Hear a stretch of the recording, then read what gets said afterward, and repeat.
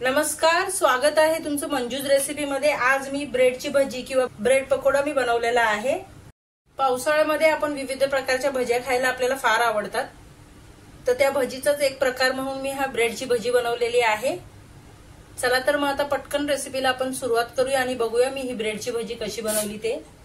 तर इथे ब्रेड पकोड्यांसाठी मी 5 ते 6 बटाटे उकडून बॉईल करून सोलून घेतलेले आहेत। आता हे मॅश करून घेऊयात। आता बटाटे मॅश करण्याऐवजी आपण किसूनही घेऊ शकतो। मी इथे मॅश केलेले आहेत।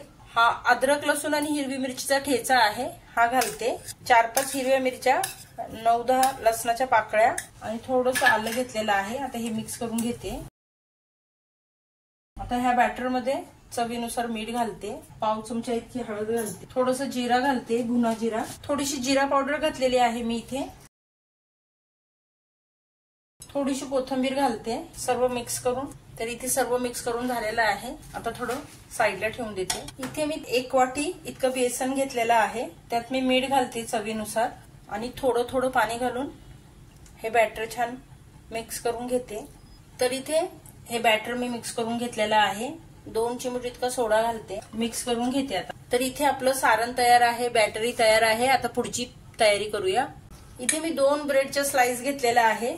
आता हे बटाट्याचं जे बॅटर आहे ते मी इथे पसरवून घेणार आहे असं, आणि वरतून हा ब्रेड असा दाबून बसवणार आहे। आता असं कापून घ्यायचे आपल्याला। आता याच पद्धतीने आपण आणखी ब्रेड तयार करून घेऊया। आता हे ब्रेड आपण रेडी करून घेतलेले ते ह्या बॅटर मध्ये आपण असं घोळवून घेऊया। कढईमध्ये मी तेल तापायला ठेवलेलं, त्यामध्ये ते ब्रेडची भजी मी टाकलेली आहे। असे दोन्ही साइडने थोडेसे भाजले की दोन्ही साइडने फ्लिप करून भाजून घ्यायचे।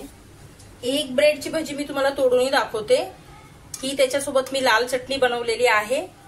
तर माझी ही ब्रेड पकोड्याची किंवा ब्रेडची भजी तुम्हाला आवडली असेल तर नक्की व्हिडिओला लाईक करा, शेअर करा, सबस्क्राईब करा।